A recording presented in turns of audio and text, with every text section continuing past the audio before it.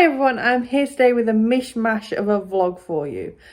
I think it's been a couple of weeks since I uploaded a video. Meanwhile, my reading's gone really weird. I feel like I'm reading plenty, but I'm not finishing anything. It's starting to really stress me out because I've got like 5 billion, slight overstatement, several though, reading vlogs on the go of various different themes, and I'm just not making any progress in any of them. And I get lost as to what update I've done for each one, and it's just stressing me the fuck out. So I thought, maybe, considering I'm struggling to even get vlogs up weekly right now and I'm on furlough, maybe I'm not going to be able to sustain this in any way, shape or form when I go back at work. Just maybe. So, I mean, I've got a bit of time till I'm back at work anyway. I'm back at work sometime in May. Date is yet to be confirmed. But I want to get into a smooth rhythm before then of being able to read and get vlogs up in a consistent manner. That is like the goal right now. I just want to be consistent. And like I said, I'm reading plenty and I'm making plenty of vlog clips. I'm just not finishing anything in a way that I can actually get any of these vlogs up, and I feel a bit lost and overwhelmed, and it makes me not want to do booktube anymore. That's how much it stressed me out. So I'm going to try going back to weekly reading vlogs where I just talk about what I'm reading that week, and hope that I don't fall into any sort of reading slump where I just don't read at all. That will be really irritating because I'm reading plenty. Even when I do finish a book, unless I've finished a series or a video idea, I still can't upload that vlog, and it's making me a bit miserable. So, yeah. This video, therefore, to help me be able to start doing weekly reading vlogs. It's Wednesday today, by the way. I'm going to try and get this video up by tonight, I hope. But to be able to do weekly reading vlogs, I'm going to start a reading vlog today that will finish on Saturday, and that will go up next Tuesday, and hopefully get me back into pattern then. But to do that, I need to do something with all the footage I already have of the various different book video vlogs that I'd got on the go. So I'm going to just share with you what I have so far. So this first clip is going to be some vlogging shots of me reading a couple of NetGalley arcs. So I think there was 2 books in the end. I can't remember what they were, but past me will be talking you through them in a second, that I received for free from the publishers via NetGalley. The first book that I'm going to be trying to tackle in this next week is The Charmed Wife by Olga Grushin. I've just been, Luke's giggling away in the background. I've just been looking this book up, and the author was born in Russia and I think now lives in America. The book itself seems to be some sort of weird Cinderella retelling, so I'm going to start reading this while I carry on cooking dinner, and I will update you later on. So I read 10% of this book last night, and my first thought is, I don't get it. I really don't get what's going on. She's asked the fairy godmother or witch or whatever the heck she is to kill the prince.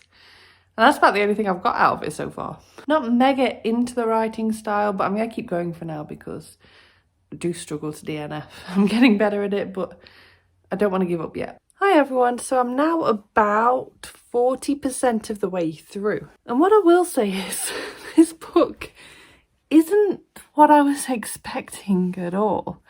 I struggled to get into it. The first 20 or so percent I considered DNFing it, but I do want to get better at DNFing, but at the same time I was like, I requested this book, I should give it a fair chance.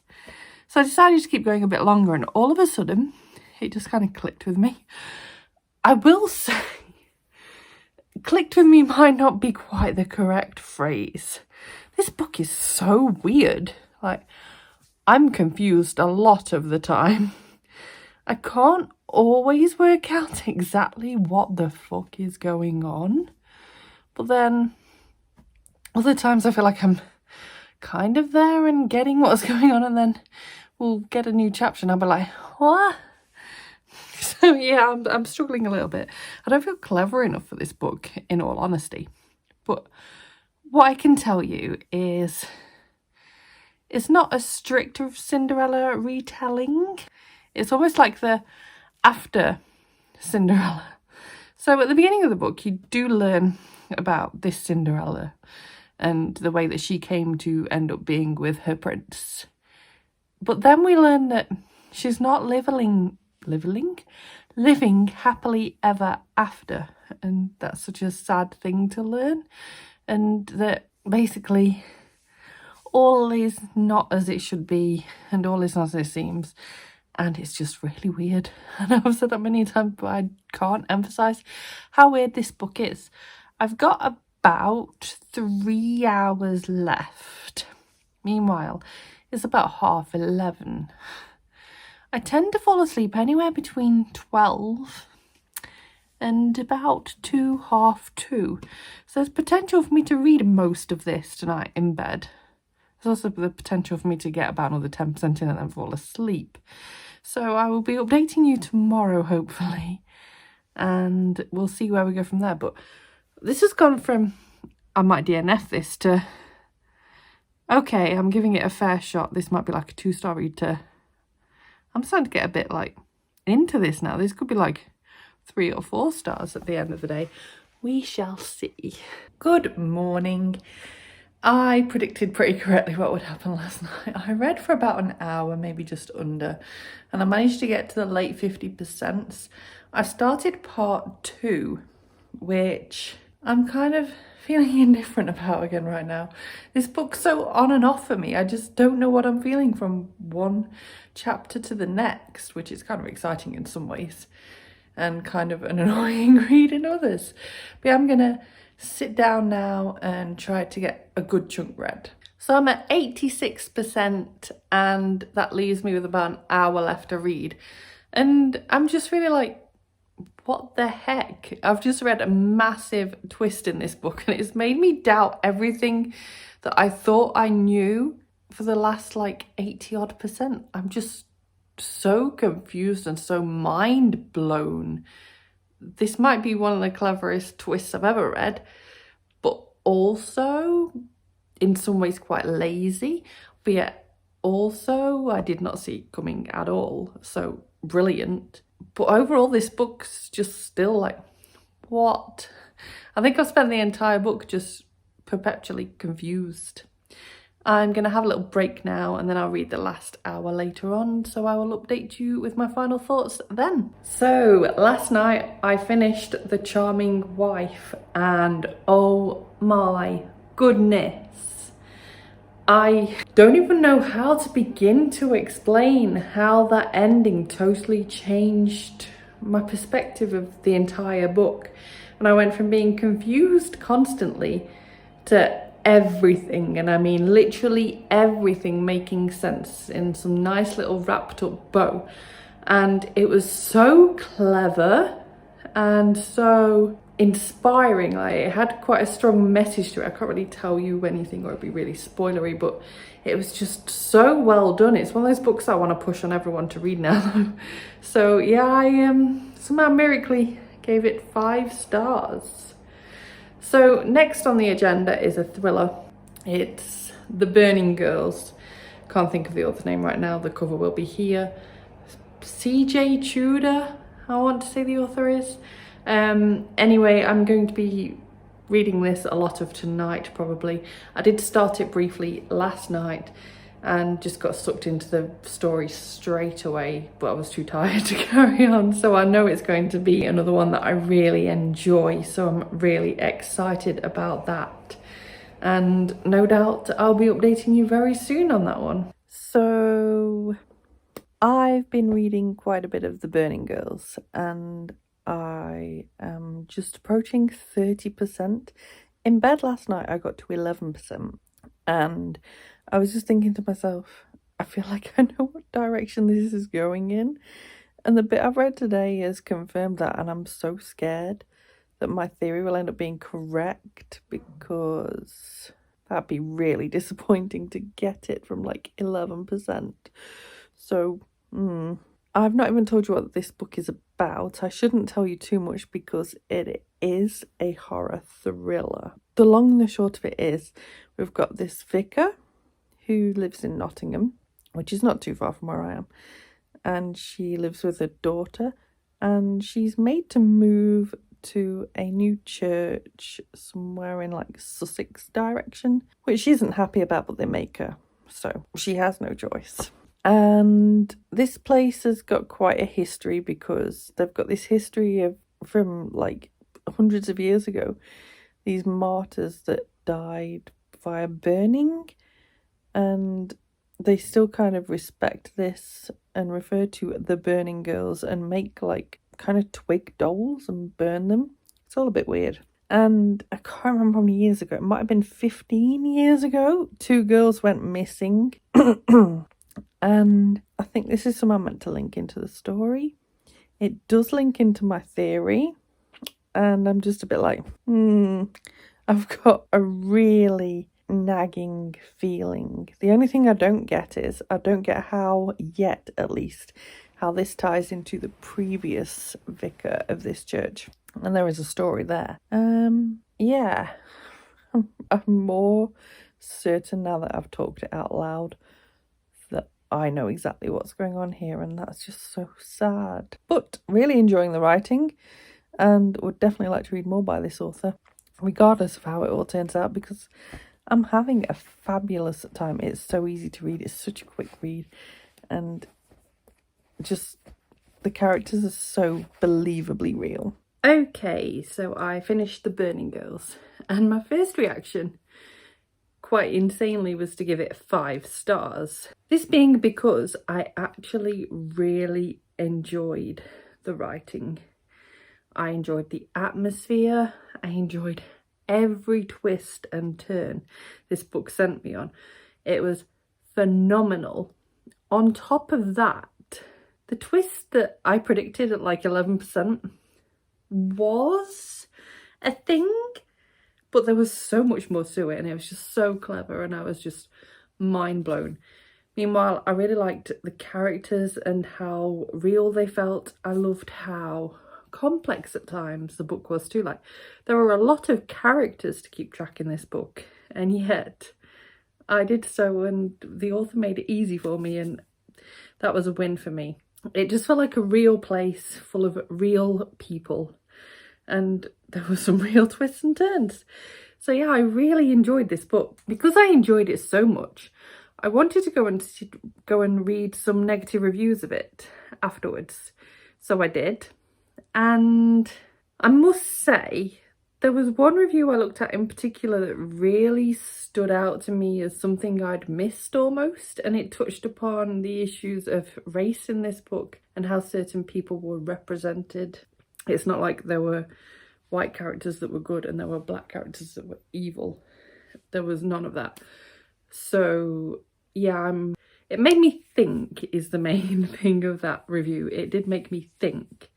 Meanwhile, that review also mentioned something about disability. I won't go into this too much here as it would be spoilery, but I didn't feel like it was something that was used in a negative way. But again, this person did, so it has again made me think. But I personally am unable to comment. I am lucky. I don't have any disabilities, so yeah, I can't comment. But I'm not changing my rating. I always read what I want to read, and I rate how I want to rate. So yeah, this was a 5-star read for me. Standout, 5-star, highly recommend picking up. It's a little bit dark at times, but I feel like there are consequences to actions, and I liked that. I liked how this book really taught you how difficult it must have been for parents over the years, like before mobile phones especially. Like, I wonder how parents got on. Like, my parents had quite a fun time of it with me, I'm sure, as a teenager. And yeah, it just makes you think about the things that you did yourself and the positions that you put yourself in at a younger age. And meanwhile, the whole nature nurture thing, which I really enjoy coming up in thrillers, on whether someone's born bad or whether they are brought up to be bad. I just loved that being looked at and discussed in thrillers, and this was in this book to a great level. So yeah, that was those. I've also got my Dexter audiobooks vlog on the go. So now that you've seen the previous vlog clips, I will now give you those clips here. I am going to continue reading those and you'll just see the updates just on normal reading vlogs on future weeks. This one is going to be very audiobook based, and the first three, definitely two, probably three books are actually rereads for me. So let me get out this bright light. I thought it would be good for filming, but all it's doing is actually sending me totally blind. Well, let's try standing here instead. Yeah, that's fine. So one of my favourite TV series of all time is Dexter. And me and Luke were rewatching it last year, as we were really in the mood for it. And not long after that, they announced that there was going to be a new series, and we were like, oh my goodness. Like, we were so excited. We were like little children. So that made me think, I never did finish the books. So I think from memory, and I'd need to double check this, but I think there are 8 Dexter books, and I own the first 3 on audiobook. The rest of the audiobooks, I believe, are on script. So I want to fly through this series and see what it's all about before the new series comes out. And from my memory, they are very different things, but all the same, I want to be able to compare them both in their completeness. So yeah, I'm super excited to actually be getting around to doing this. And I know that I'm going to keep it up and carry on doing this because I already started the first book yesterday.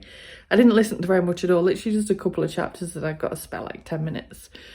So now I'm proper in the Dexter zone, and I'm just going to crack on with it and try to get it all read because I'm having a fantastic time already. I've listened to a teeny bit more today, and it's just, I just love the character of Dexter so much. If you've somehow never heard of Dexter, never seen the TV show, never read any of the books, to fill you in, Dexter is a very complicated being. He doesn't really have, at the very beginning at least, any sort of human feelings or conscience or morals, and he kills people, but he only kills bad people. And so yeah, he thinks himself like a justice kind of guy, but further than that, he actually works for the police department. He's a blood splatter analyst. And so the fact that he's in law enforcement and yet also takes it upon himself to kill people is just such an interesting character. And yeah, I can't wait to dive into these books further. I do remember that the first book is relatively similar to the first season of the show, except for something that happens at the end. I remember the ending of the first book really well because the first time I listened to it, I was like, because it deviated so much from how things play out in the first season. And there's a death of a character, and I remember it to this day, absolutely blew my mind. So yeah, I'm really excited to be giving these a go. Have you ever read the Dexter books? Let me know in the comments down below. If so, how far have you got in the series? Have you finished it? I will try and keep this vlog spoiler free, but I'm not sure how achievable that's going to be long term. So if I do need to bring up any spoilers in the future, I will let you know beforehand so you can mute, fast forward, leave the video, whatever. But yeah, I'm not sure how spoiler free this video will be.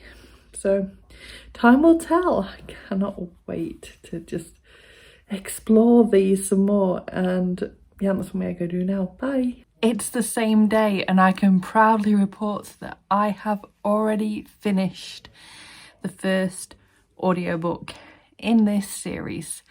And it's not even that it was a reread that I flew through it so quick, it was more just, it's so wonderfully narrated by Jeff Lindsay himself. Also, not only does he make for a great narrator, but his writing just flows in such a way that you can just listen and listen and listen and listen, and the pace is fabulous. So you fly through it, and they're not overly long books anyway, I feel, compared to some of the things that I've been reading over the last, say, year. It just felt nice and short and easy to fly through. I've not got an awful lot to report, as obviously this was a reread, so I knew what was going to be coming towards me. So the ending again, I was like, but it wasn't as shocking this time, obviously, as I knew it was coming. And I was quite impressed actually at just how similar really the first book is to the first season of the show. I'd remembered there being differences, but there weren't as many differences as what I perhaps thought. And the differences there were, I enjoyed. So there's that. I do think that when they made the TV show, they did such an excellent job of really bringing the characters to life. And I couldn't help but picture these characters as I was listening to the audiobook. I was definitely thinking of Michael C. Hall as Dexter. I was definitely picturing, you know, LaGuerta and Rita and all the people that had played all the people that we know, like Batista and Masuka. So yeah, I'm sure that'll be something that I won't be able to stop doing now throughout the books. But I don't even mind that much. So I'm so pleased to have dusted this first one off so quickly and so easily. And I gave it 4 stars, which is, I think, what I've given it every other time I've listened to it. So no surprises at all. I've made it to chapter 7 or 8 of Dearly Devoted Dexter. I'm sure that's what this one's called. And yeah, I'm just enjoying the nostalgia of this one so far, and lots of dokes.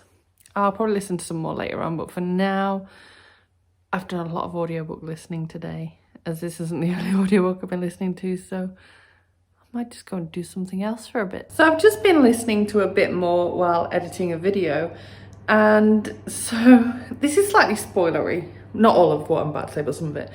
So I'd forgot that this is where we start learning the differences between the books and the TV show, because Cody has been showing some weird kind of compulsions towards killing. I mean, he's just killed a fish on Dexter's boat.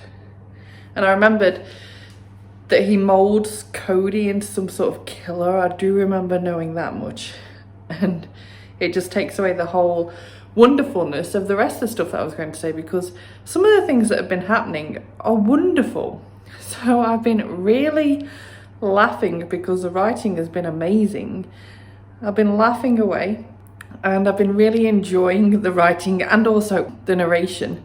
It's always excellent when an author is able to narrate their own work. And I've noticed as well that Jeff Lindsay kind of has a similar vocal tone, but also accent to Michael C. Hall in Dexter. So it almost sounds like Michael C. Hall is narrating the book, which I know sounds ridiculous, but it's making me enjoy it all the more for that reason. Throw in, like I said, just the excellent writing. It's so witty and just comes across so well. But then you have the weird fucked upness of Cody. So I don't know how I'm feeling about this one. So I finished the second Dexter book yesterday, and I don't have an awful lot to report really. I enjoyed it.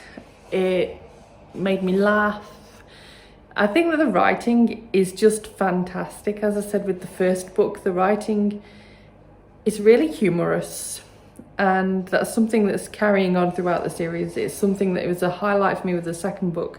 I've already started and listened to over half of the third book today, and I'm having the same thoughts with that one too. It's just so humorous. Meanwhile, this third book, I don't know if I've ever read it before. I don't think I have, or I started and didn't finish it, because it's not familiar, and I hadn't rated it on Goodreads, but Audible thinks I've listened to it, so I'm not sure.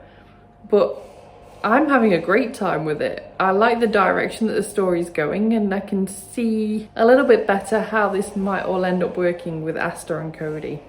But yeah, I'm enjoying it a lot, so when I finish it, I will update you. Okay, I've just finished Dexter in the Dark. What to say about this book? I'll continue with the theme that, again, the audiobook was amazing and that I love Jeff Lindsay's narration.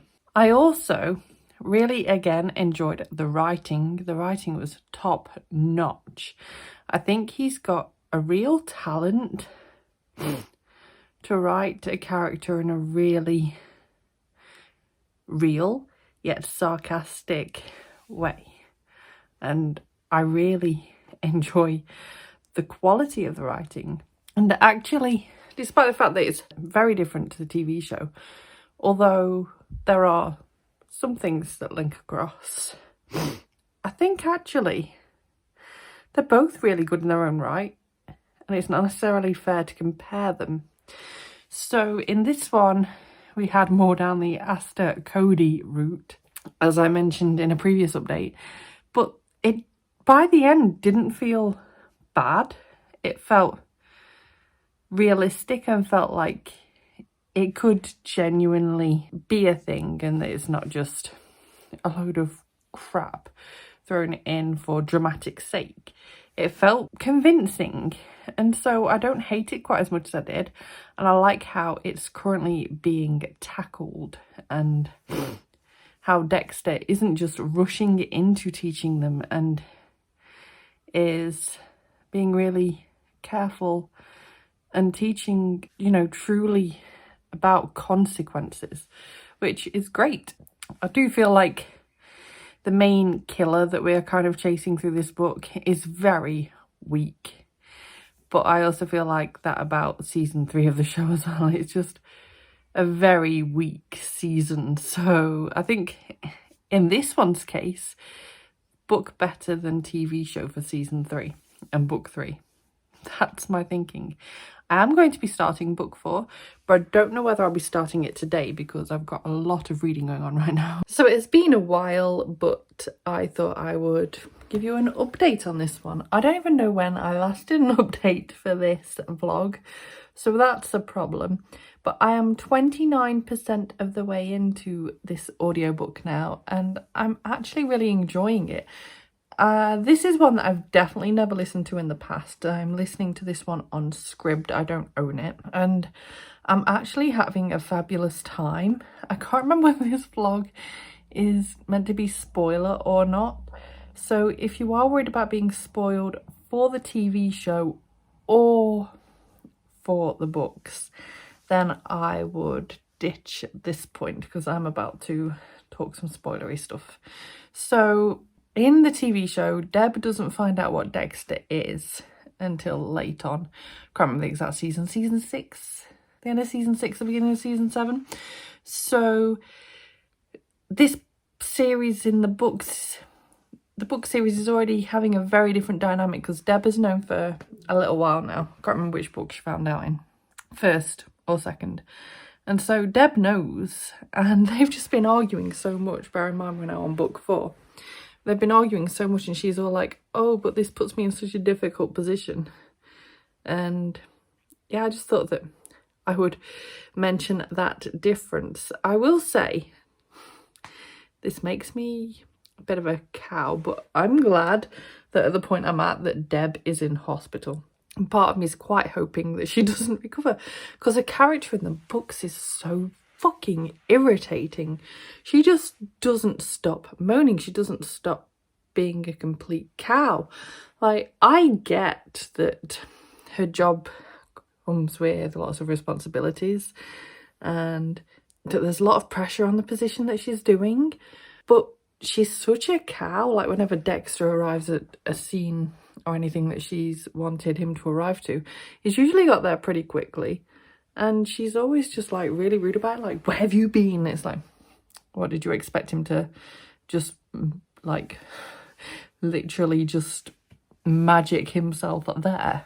I mean, it really irritates me. She's so shouty. The swearing is something that comes across in both the TV show and in the book. In the TV show, it feels a little bit forced at times, but overall it feels quite natural.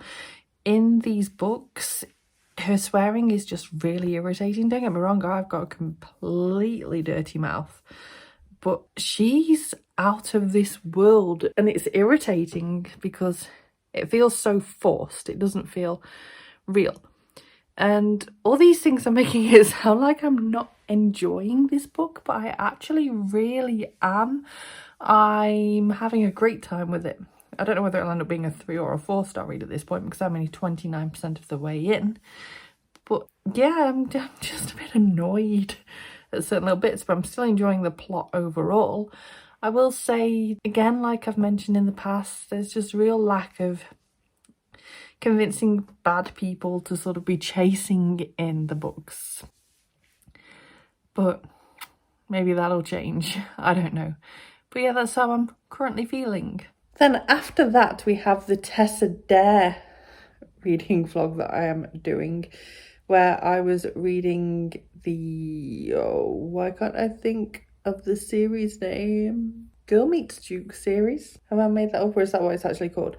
But yeah, I read the Duchess Deal, and you'll see that in a clip. And I'm also reading the second book right now. I'm still reading that one. It's a job. I'm not having the most wonderful time with that one. So yeah, enjoy those clips now. I am going to be reading the Girl Meets Duke series in this reading vlog. Now, this has come about for a couple of reasons. First of all, there's a secret reason. Second of all, Aoife bought me this for my birthday, and I really should get around to reading it for that reason alone. Thirdly, I recently ordered this, and this is going to be quite the project. And I thought that while reading that, I might want something a bit lighter, both physically and mentally, to delve into. So yeah, that is the plan. I will be reading the first 3 books in this series, as the 4th isn't out yet, and I did look it up earlier, and apparently it's been pushed back, and now isn't due to be published until 2024, which seems a little ridiculously out there. I'm hoping, even without reading this series yet, I'm hoping that it comes out a lot sooner than that, because that is ridiculous. So I will be reading this on and off whenever I feel like House of Leaves becomes too much for me. So I'm not sure how fast I'll be working through this series. It might be a fly through kind of thing if I get hooked, or it might be a just dip in, dip out. But at the same time, with this being mass market paperback sized and the font being pretty big, like pretty big, I think that these will make for very quick reads. So I suspect I will be finishing this series quite quickly and then working out what I can read to help set off this some more, because I doubt I'll be done with that beast. So yeah, I'll update you when I have done some reading. Well, isn't today a dark, miserable, rainy day? Perfect reading day, which is good, because yesterday I did actually start reading the Duchess Deal. How far into it am I? I've read like 50 pages and I'm absolutely loving it, actually. It's making me laugh so much. Like, Aoife had taught me that funny, but I'd kind of forgot that, and so it's caught me off guard just how entertained I am by this. Like, it's just making me giggle away so much. It's just such a fun, pleasant, light read, which is exactly what I need when I'm also reading The House of Leaves. My idea was to always try and read The House of Leaves when I can, and then when it's feeling a bit much, or I know I need a break because I don't want to rush through it, I would then reach for these. Hi everyone, you're gonna have to excuse me shivering to death for this clip. I went out for a walk earlier and it's so cold, and I just feel like I've got such a chill now, so I've got a few layers on, and yeah, I'm just really cold. So I do have an update for you. The other day, was it yesterday? I don't know, the days will blend into one. I recently finished the Duchess Deal by Tessa Dare, and I absolutely loved this book. I gave it 5 stars. and this is one of the books that I'm reading as part of the BookTube Bestie project, so keep an eye out for more info on my rating versus Aoife's rating and the score involved there. If you don't know what the BookTube Bestie project is, I'll leave that linked in the cards. But yeah, really enjoyed this. So I jumped straight into... Actually, no, before I talk about the fact that I jumped straight into the next book, I do want to talk more about this in terms of what it is.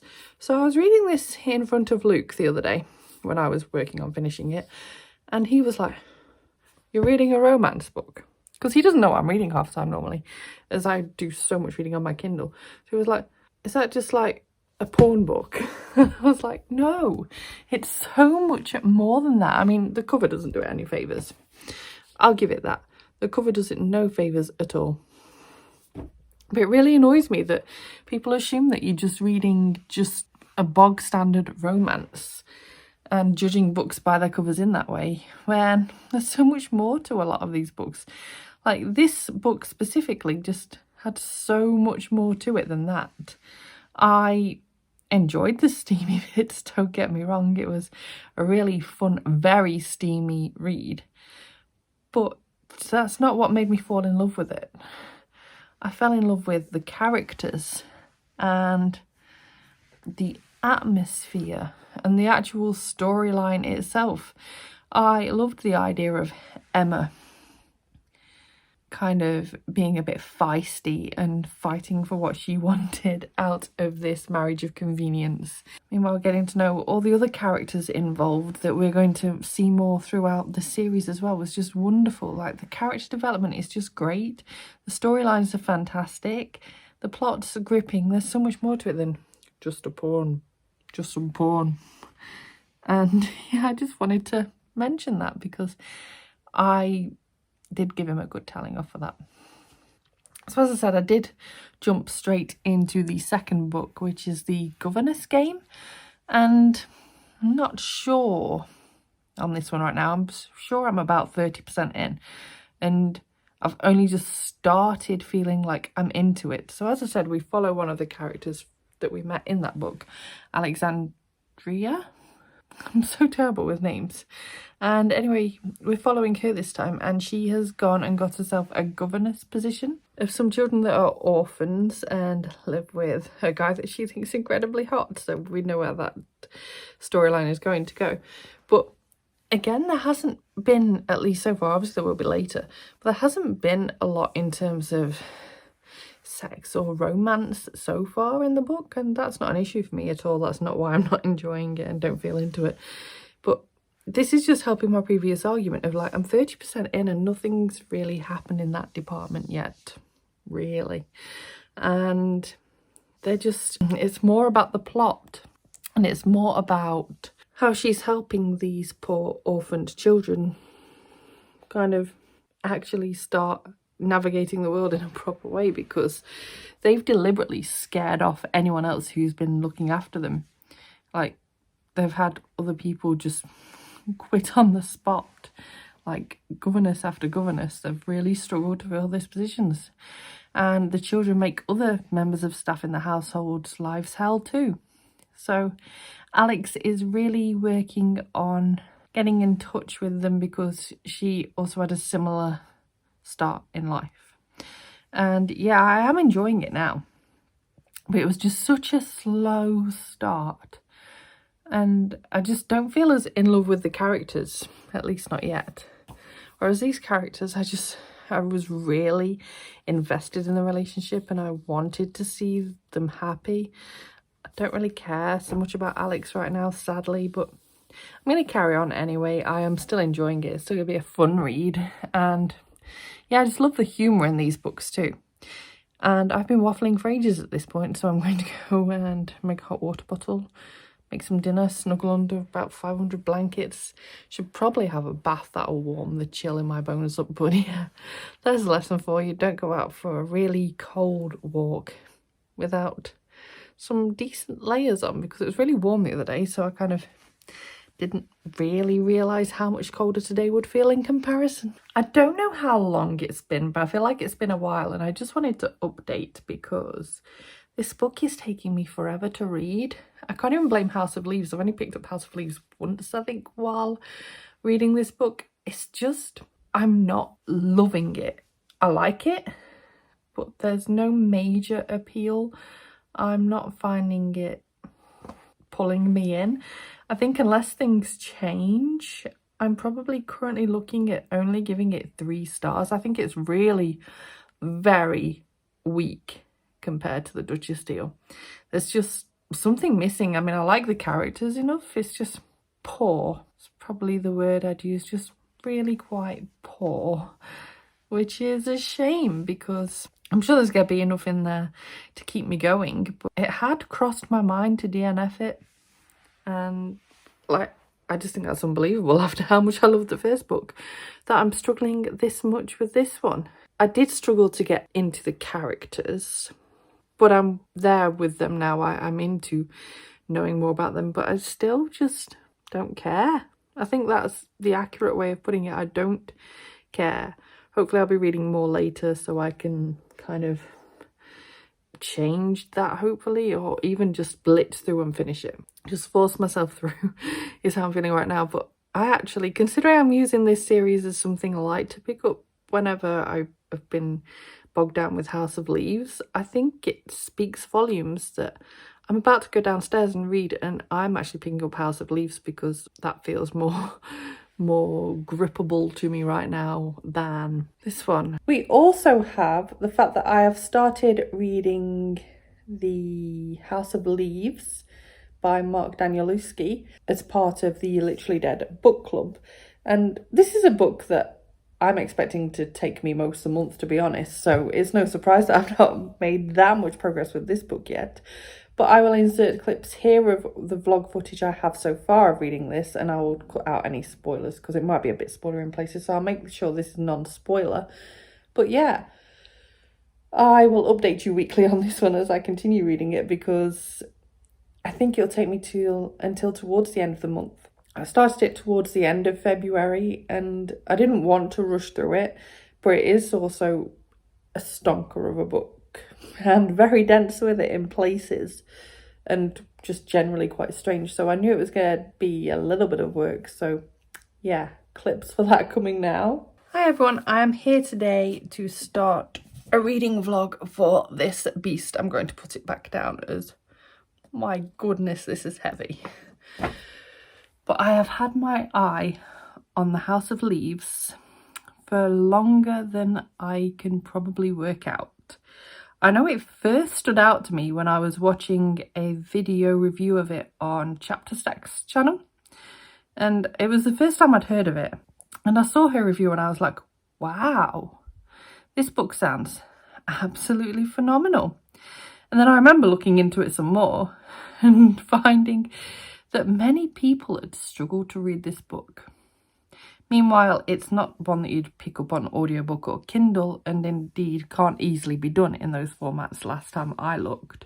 It's very much a physical book. So I'd been keeping an eye on it over the years, but price-wise it had always been around £17, which is rather expensive. And I wasn't willing to put £17 into a book that I may struggle to read and might end up DNFing. I was worried that I would feel too dumb to get through this book, or that it just wouldn't be for me. So that put me off spending the money. Then though, I saw Kayla over at Books and Lala, obviously, announce for her Literally Dead book club that in March they will be reading House of Leaves. So I thought, ooh, yes, that book that I have been absolutely obsessed with, yet I've been too scared to put money into. Let's go and have a nosy at how much it is now. And on Amazon, it was still something like £19 or something. From Book Depository, I was able to get the full colour edition, which I've read is what you should be trying to aim to buy. I was able to get this for like £14 something. It got like 32% off. So I was really happy with that price. I don't know whether it's still that price now, but it's definitely worth going and checking if you are interested in picking this up, because it's the cheapest I've seen this in a long time. And I just thought, okay, it's fate. Lala's going to be reading it. A lot of booktube are probably going to end up picking it up for this reason too.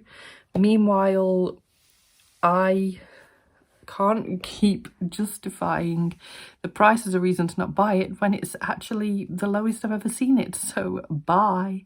So I bought it. It arrived yesterday and I wanted to start reading it yesterday, but I wanted to finish reading the horror thriller that I was reading first, that I couldn't possibly have any sort of mix-ups or any problems.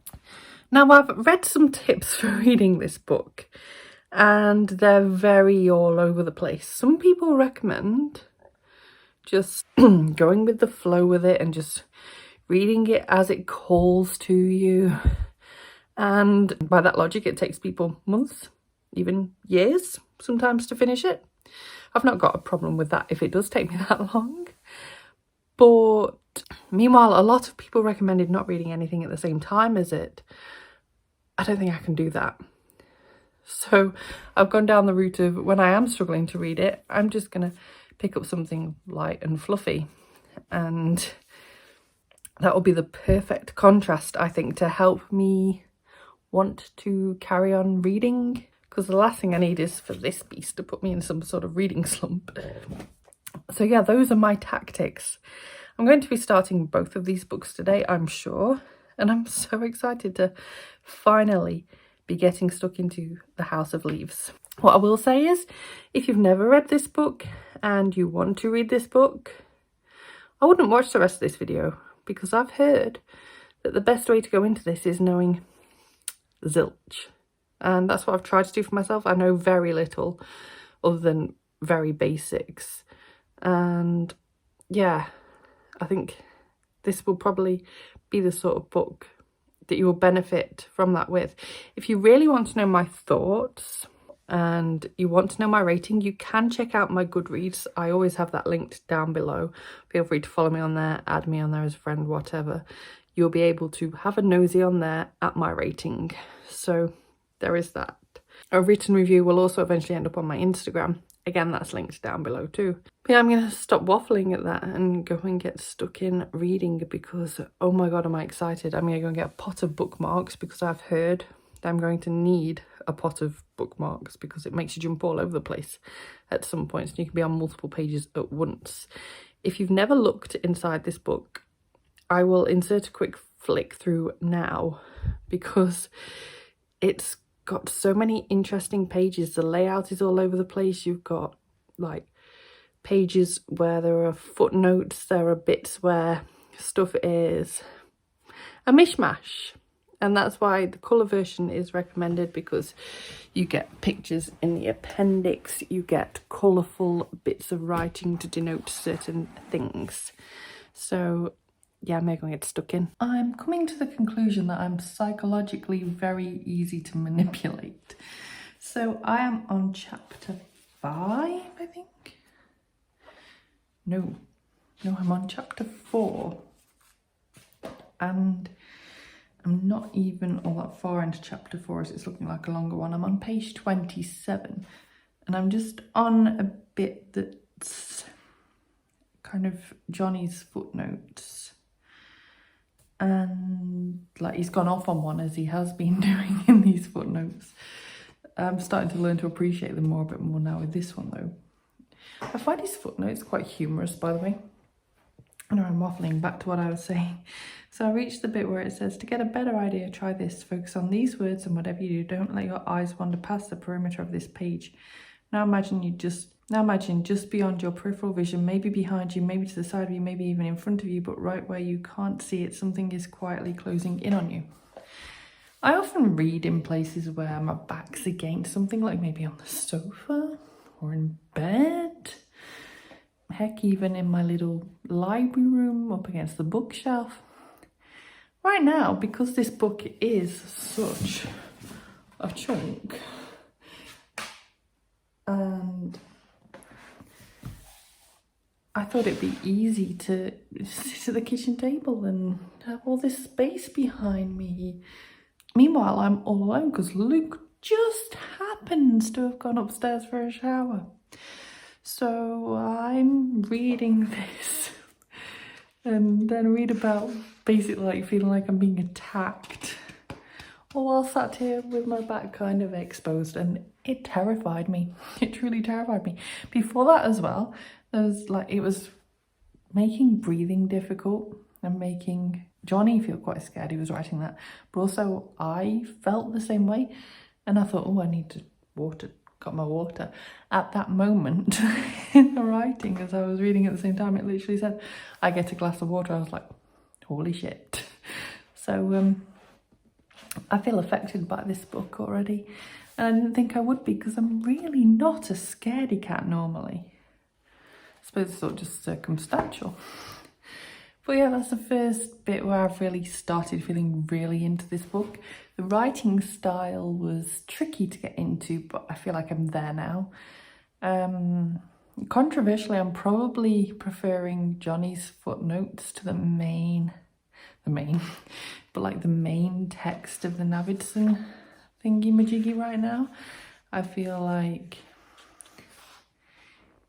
Johnny's quite interesting. I know that a lot of people don't like him, so I'm sure I might end up changing my mind about that later. But right now, I'm really intrigued and terrified. Oh, and in case you can't tell, it's nighttime. So yeah, I feel quite exposed when reading this. This is going to be my last chapter of the night because, like I said, it's quite a long one. I think it's going to take me a while. So I'm on like page 27 and this chapter ends on page 40. But I also know that there's an appendix, I think, at some point that I need to read while in this chapter. I'm sure I spotted that when I was flicking through. So yeah, got a bit of a journey to go with this one yet. And I actually didn't finish updating that vlog in terms of where I've got so far. So the other day, let me just get what I have. We're just going to sit on the floor here, I think, by the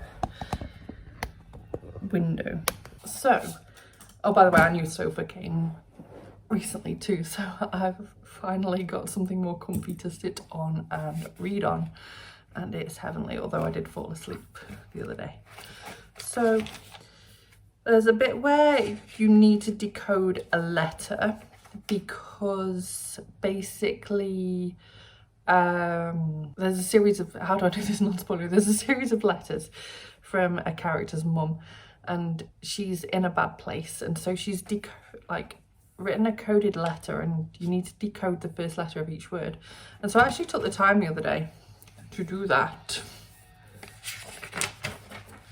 and it was harder than I thought it would be, because sure, it's easy enough to go, okay, the first letter of that word is A, the first letter of that word is D, and keep going like that. The problem is, these can sometimes make several different words at once. So like one bit where I really struggled, I was like, there is, and I was like, is that now? Because the next word was worse, and I was like, it took a bit of work. So yeah, I had a great time doing that. I'm really enjoying the book. As a more recent update, I am on page 107, which is the start of chapter 9, ignore the multiple bookmarks, that's also a problem of reading this book. But I've stopped where I did, because the next time I pick this up, which you will see in the next reading vlog, I will be starting to hit the very strange pages. So we've got quite a bit of red font, and we've got like pages with the box there, and so I'm expecting this chapter to take me a few hours, because this is all still the same chapter and it's been going on for quite some pages. So yeah, since I expect this to take some work, I've kind of left it where I did the other day for now. But the bit I was reading the other day with the letters, even that got a bit crazy. Like, where's a good page to demonstrate? And these are towards the end of the book as well. These are like in an appendix. So I can't really tell you how much progress I've genuinely made in this book, because you don't read it in a linear way. You don't just sit reading it from the front to the back. You're jumping all over the place. You're reading it upside down, sideways, this, that, and the other. So I can't tell you how far I genuinely am in this, except that that's how far it makes it look like I've read. As a result, I have no idea how many more hours worth of reading are in there for me, but I'm actually surprisingly really enjoying myself with it. So yeah, I'm really pleased with my experience with reading that book. And I will say, if it's one that you've been considering putting off because you've been having, like, you've been reading that people have been struggling with it, then you may not need to worry, because if you've got the determination because you desperately want to read it, you might still be able to do it. I will say as well that it's classed as horror, yet the author describes it more as a love story. I've not got to the point where I would agree with that yet, and I've found it's creeped me out a couple of times. And also the sick references in this book. There's a character called Johnny. He's not always a great guy, and he's made me queasy a couple of times. I've struggled a couple of times, as I do have emetophobia. And yeah, if you have that, it's going to be a struggle for you in places, but I'm doing okay with that. And I'm not counting that as a bad thing, because it does fit into the story. Like, it's not thrown in for the sake of being thrown in. It's actually like quite crucial to the story, so I'm fine with that. But yeah, that is enough waffling. That also brings you up to date on all the reading I've been doing recently that I've not been able to upload in any vlogs. So I'm sorry that this is a higgledy-piggledy mess, but this was the only way I could think of to get me back on track, ready to be able to actually work on a weekly reading vlog for next week and onwards. So yeah, hopefully you enjoyed this or got at least something out of my ramblings. And thank you so much for watching. If you enjoyed this video, please give it a thumbs up. Subscribe by clicking the image of me if you want to see more book reviews and other bookish content from me. And I will see you soon. Bye bye.